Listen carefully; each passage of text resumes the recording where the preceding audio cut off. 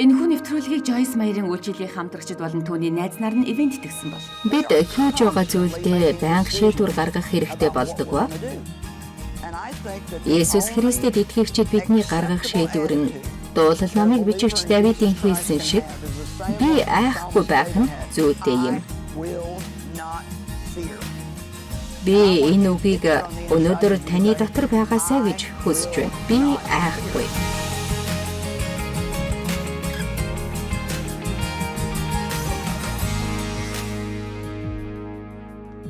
Та бүхэн өдөр тутмын амьдралдаа жаргалтай байхын цувралдаа тавтай морил. Өнөөдөр миний хуваалцах айцын талаарх хичээлд та дуртай байна гэдэгт би итгэж байна.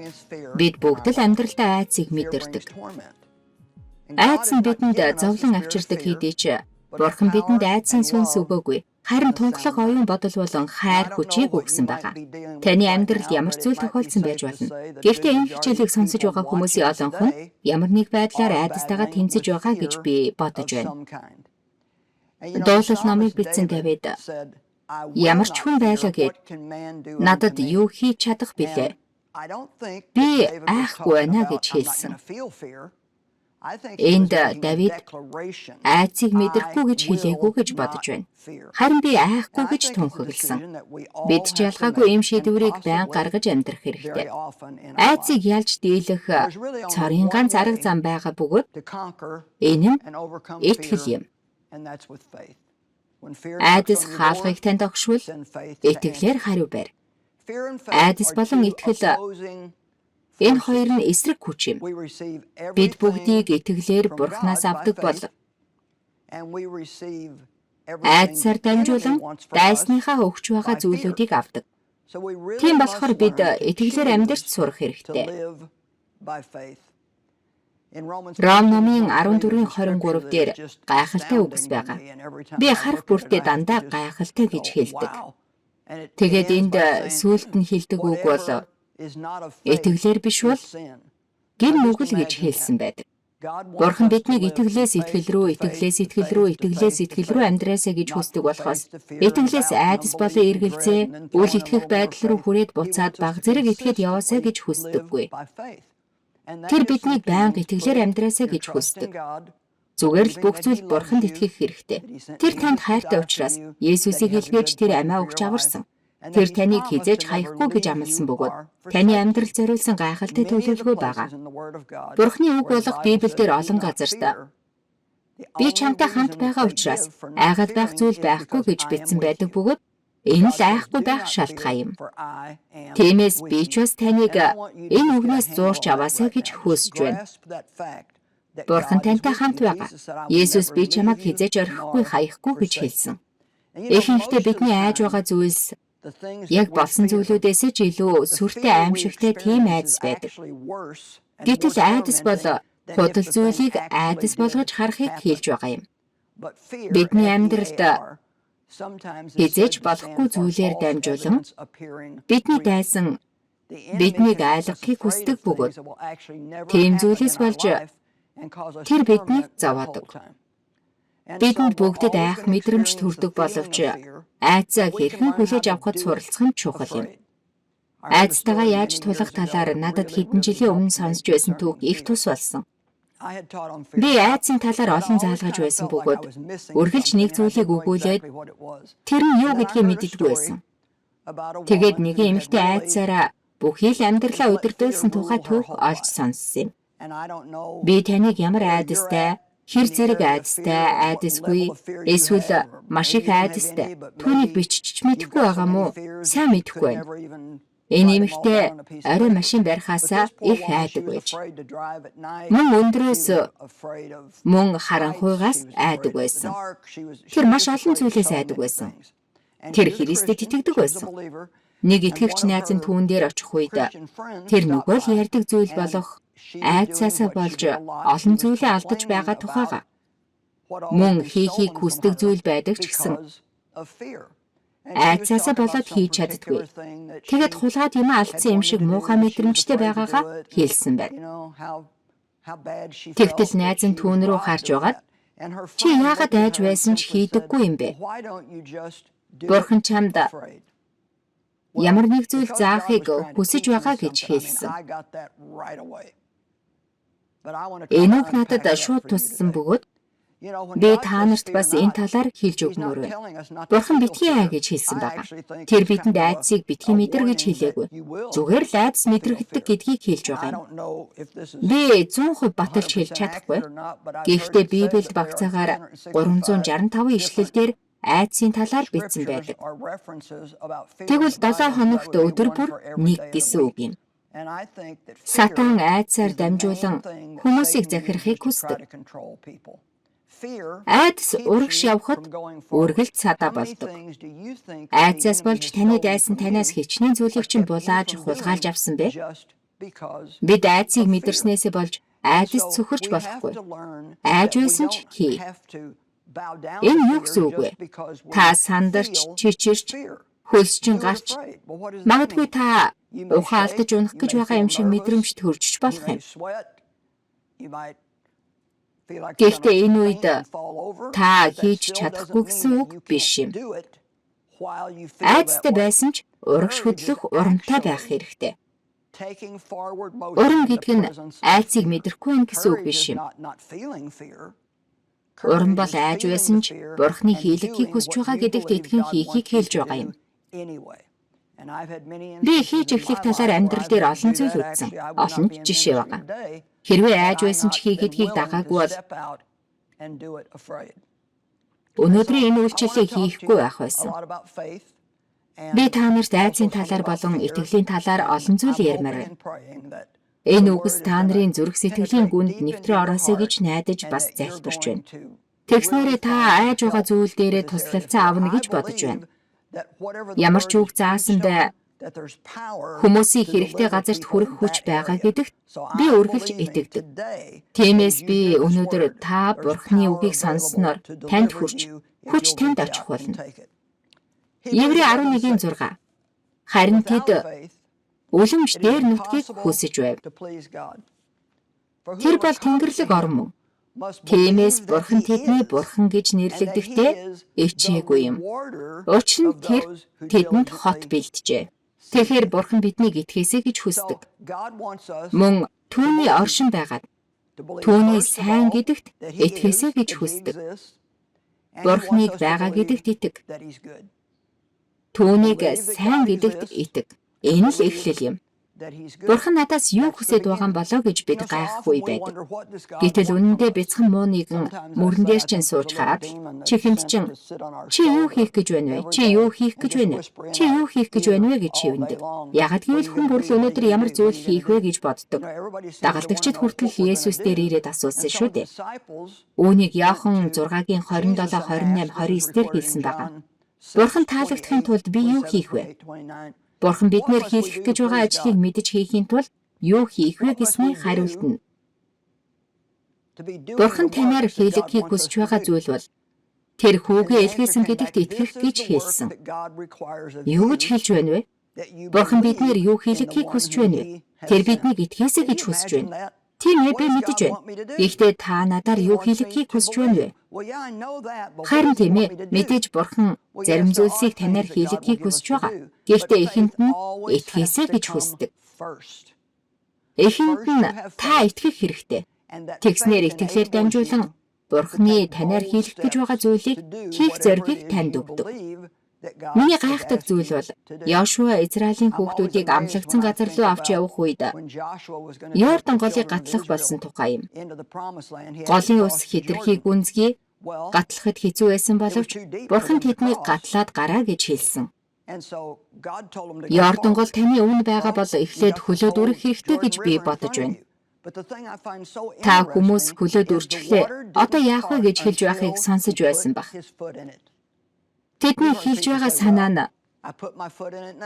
за би орчихлоо. Гэхдээ Бурхан туслахгүй бол би өнгөрнө гэж хэлж байгаа юм.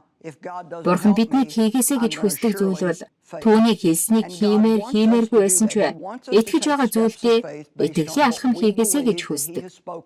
Бид ихэнхдээ Бурхан биднийг алхам хийхгүй бол дараа нь юу болохыг харуулдаггүй гэж боддог.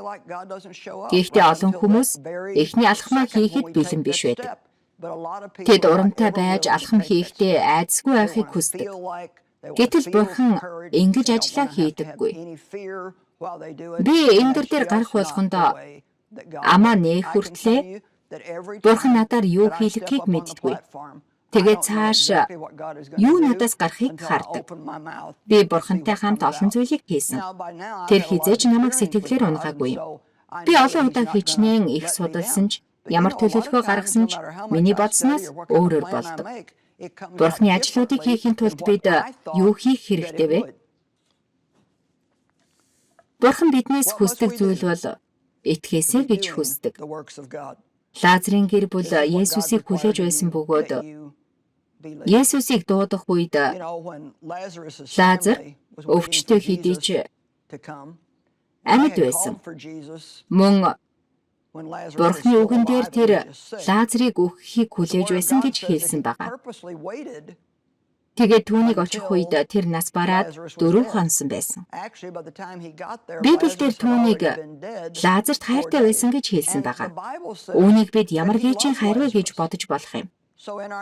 Надад хэрэгцээтэй байгаа үед ирж туслаагүй. Тэгэд Есүсийг эрэхт нь Марта, та энд байсан бол ах минь өөхөхгүй байх байсан гэж хэлсэн. Тэгсэн Есүс тэдэнд та нар итэг. Тэгвэл Бурханы алдрыг харах болно гэж хэлсэн биз дээ. Бурханы алдар бол Бурханы сайныг харуулдаг. Есүс мэдээж Лазарыг өөхүүлэхийг хүсээгүй. Харин өглөөс түүнийг амьлуулах гайхамшиг харуулах хүсэлтэй байсан. Би тэдэнд хэлсэн үгэнд дуртай бөгөөд тэрээр би та нарт зүгээр л итэг гэж хэлсэн бидтэй гэж хэлсэн. Тайлбар Библиэлд та нар зөвхөн итгэсэн л бол гэж хэлсэн байгаа. Бидний хийх ёстой зүйл бол ердөө энэ юм шүү дээ. Бид зүгээр л итгэх хэрэгтэй. Бурхан ямар нэг зүйл хийх болно гэдэгт л итгэх хэрэгтэй. Тэр бидний хүссэн болгоныг хийдэггүй. Харин бидний амьдралд юу зөв байна түүнийг л хийдэг юм. Мэдээж миний бодсноор болохгүй байж болно. Гэхдээ бид Бурханд илүү ихээр итгэж сурах бөгөөд бас өөрсөддөө итгэж сурна. Би өнөөдөр өглөө ер нь бид нар яаж мэндэлдэг талаар бодсон юм.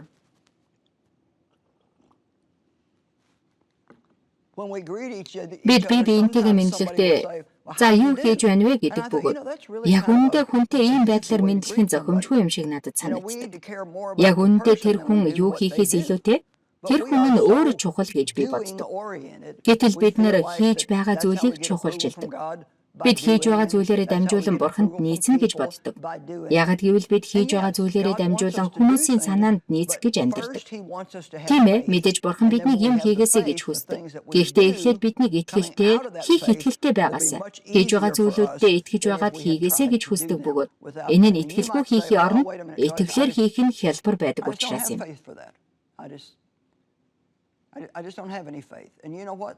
Та магадгүй Жойсо хүлээж байдаа. Надад итгэл алга байна. Энэ бүхэнд итгэл надад алгаа гэж хэлж байж болно. Тэгвэл би танд хэлэх үү? Энэ тийм биш шүү. Ягд гэвэл Библийн Ром 12:3 харин Бурханы хүн бүрд ногдуулсан итгэлийн хэмжээний дагуу эрүүл ухаанаар бод гэсэн байна. Та магадгүй энэ юу гэсэн үг вэ гэж болох юм. Энэ юу гэсэн үг вэ гэвэл хүн болгонд Бурханы тэднэр хийлгэж байгаа зүйлд нь тохирсон итгэл байдаг гэж байгаа. Надад сойрхогдсон нэгүслэр би та нарын хүн нэг бүрдчих хэлье. Өөрийнхөө талаар бодох ёстойгоос илүүгээр битгий бод. Харин Бурханы хүн бүрд ногдуулсан итгэлийн хэмжээний дагуу эрүүл ухаанаар бод. Зарим хүмүүсийг бид хараад амьдралыг мэддэг бөгөөд миний мэддэг нэг хүн 3 хүүхдээ машины ослоор алдсан. Тэгээд юу хийх хэрэгтэй гэдгийг би мэдэхгүй байсан. Ийм байдалтай хүмүүсийг яаж эдгэх хэрэгтэй вэ гэж би боддог. Тийм биш гэж үү? Бидэнд иймэрхүү байдлыг ойлгоход хэцүү. Заримдаа бас байнга ариг уудаг нөхөртэй тэр хүнтэйгээ зууралдчил залбирсаар байгаа хүнтэй таардаг. Магадгүй Бурхан нэг зүйл хүсэж байгаа гэдэгт итгэн хүлээж байдаг. Энийг би харахаараа надад ийм зүйл тохиолдвол энэ хүн шиг байж чадах болов уу? Яах болоо гэж боддог. Бурхан биднээр ямар нэг зүйл хийлгэхийг хүсэж байгаа бол энэ бүгдийг хийх нэгүсэл итгэл өгдөг. Хүмүүсийн надад хэлдэг үгс бол та энэ бүгдийг яаж хийж чадаж байна вэ гэдэг бөгөөд үүнд нь би Бурханы нэгүслийг авсан. Бурхан надад итгэл өгдөг учраас л би энэ бүгдийг хийдэг гэж хэлдэг. Би эргээд харахтаа би энэ бүгдийг үнэхээр яаж хийсэн болоо гэж боддог. Яагаад гэвэл надад энэ бүгдийг хийх боловсрал байхгүй, мөн хинч туслаагүй, надад ч мөнгө байгаагүй. Гэхдээ надад хамгийн анх олсон том боломж бол би Библийг хичээл заадаг. Тэгээд бас нийлээд хэдэн зүйл хийсэн.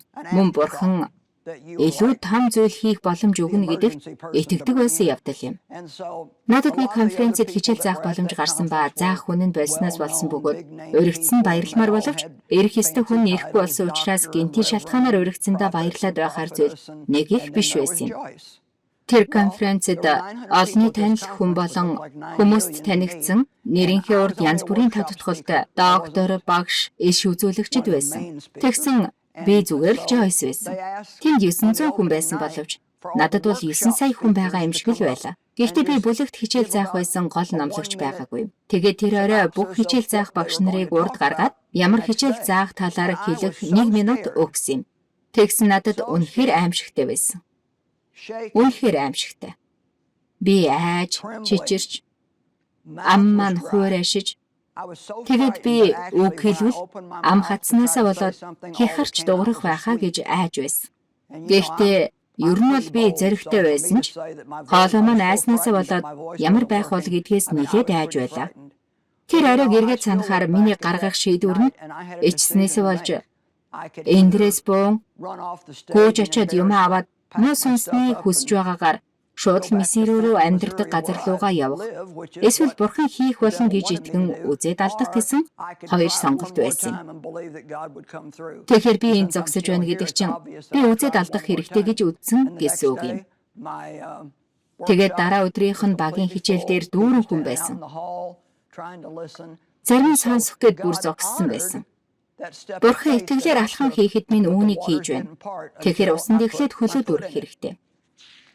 Танд айц төрөх үед амаа нээгээд би Бурханд итгэж байна. Би Бурханд итгэж байна гэж чангаар хэлээрэй. Та магадгүй энэ хийж байгаа зүйлээ хэдэн мянган удаа хийж байсан ч байсан хамаагүй хийх болгондоо би Бурханд итгэж байна гэж хэлж байгаарай.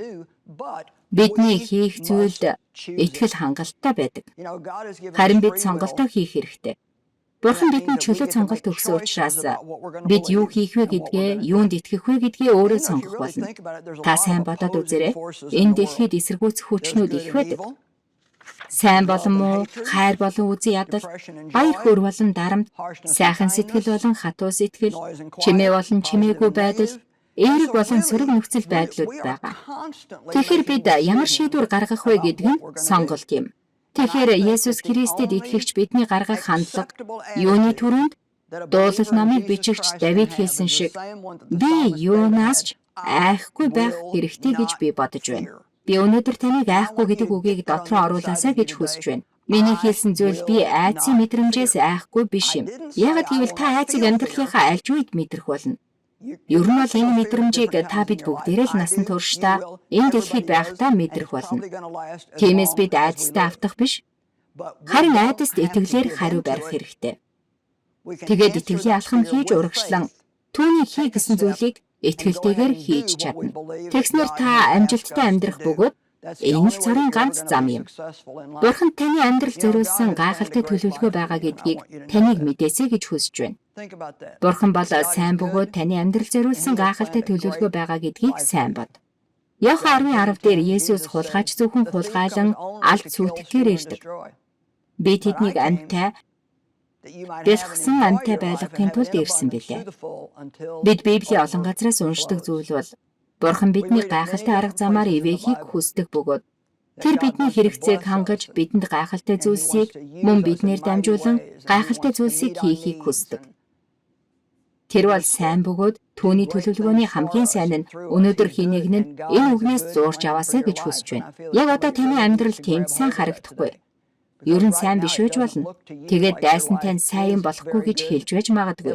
Харин би танд итэг. Тэгвэл Бурханы алдрыг харах болно гэж хэлмээр байна. Итгэх гэдэг таны сонголт. Бас юунд итгэх вэ гэдэг бас таны сонголт юм. Та надад ч сайн зүйл болохгүй дээ гэсэн итгэлээр хандаж болно. Эсвэл та өнөөдөр надад ямар нэгэн сайн зүйл тохиолдох болно. Би хэн нэгэнд сайхан зүйл хийж өгөх болно гэсэн итгэлтэй байгаарай. Итгэлтэй бай. Ром 1:17 дээр Бурхны үгээр дамжуулан зөвхт байдал ирдэг гэж хэлдэг бөгөөд бид ямар ч байдалд байсан Бурхны нэг үсэл болон өршөөл Есүст итгэснээр бидэнд ирнэ. Тэгснээр бид бүх зүйлийг зөв хийж чадахгүй ч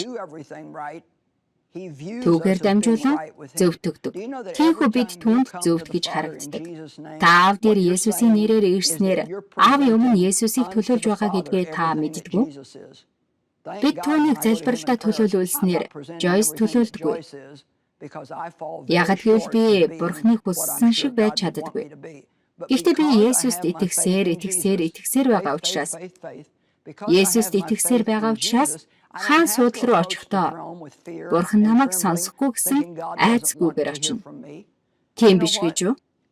Бурхан очих болгонд таны хоолойг сонсох дуртай байдаг. Таныг залбирах болгонд тэр таныг сонсохдоо баярладаг бөгөөд тэр танд тусалж ямар нэг зүйл хийж өгөхийг хүсдэг. Харин та түүнд ямар ч үед итгэсээр байх хэрэгтэй юм. Марк 11 дээр бид уулыг нүүх гэж хэлвэл уул нүүх болно гэж хэлдэг. Бид харин залбирвал ямар ч зүйл байсан итгэлтэй хүлээн авах болно. Энэ үг надад таалагддаг. Итгэлээр авах болон хүлээн авах хоёрын хооронд зай байна. Итгэлээ хүчтэй байлгахын тулд шалгууртай тулгардаг. Ийм үед миний хэлэх үг бол би итгэж байна. Бурхан ажиллаа хийсээр байгаа гэдэгт итгэж байна. Би итгэж байна. Харин таны итгэл сул дорой мэт санагдах үедээ ч би итгэж байна. Бурхан ажиллаа хийсээр байгаа гэдэгт итгэж байна гэж хэлээрэй. Бичээс дээр ишлэл байгаа. Үүнд та итгэсээр байвал Бурхан ажиллаа хийсээр байх болно. Итгэлээр алах. Алхаж байхдаа олон шийдвэр гаргах болно. Та Бурханд итгэхгүй бол юу хийх вэ?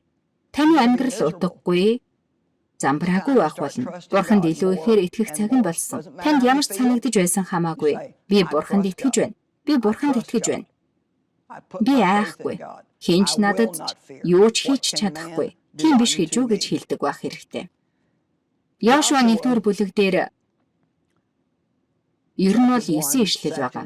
Гэхдээ би бүгдийг нь уншихгүй. Юу гэж хэлсэн байдаг вэ гэхээр эзний зарц Мосег нас барсны дараа эзэн нааны хүү Мосегийн туслах Яошуад миний зарц Мосе нас барчихлаа. Тиймээс одоо босоод энэ хүмүүсийг бүгдийг нь аваад Йордан голыг гатлан миний амлсан Мосед амлсан Израиль руу яв гэж хэлсэн. Сайн сонсоорой. Чиний хөлийн уул хүрсэн газар болгоныг чамд өгөх бөгөөд Мосед амлсан үгс биелэгдэх болно гэж хэлсэн юм. Тэгэд Бурхан би аль хэдийн явж гисэн. Харин чиний хийх зүйл бол явах гэж хэлсэн. Би энэ үгэнд дуртай. Таны өмнө гайхалтай сайхан төлөөлөгөө байна.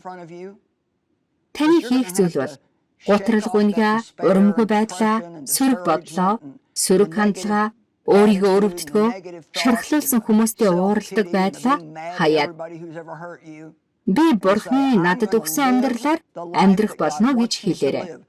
Тэр танд туслах болно. Бурхан таны дотор байгаа.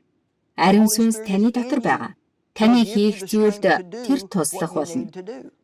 Тэрээр хүчтэй бөгөөд урамтай бай. Чи энэ газрыг өмчлөх болно гэсэн. 9-р ишлэлдэр би чамд тушаасан босуу. Тууштай бөгөөд зоригтой бай. Бүү цочирт, бүү шантар, хаа явсан газар чинь чиний Бурхан эзэн чамтай хамт байх болно гэв.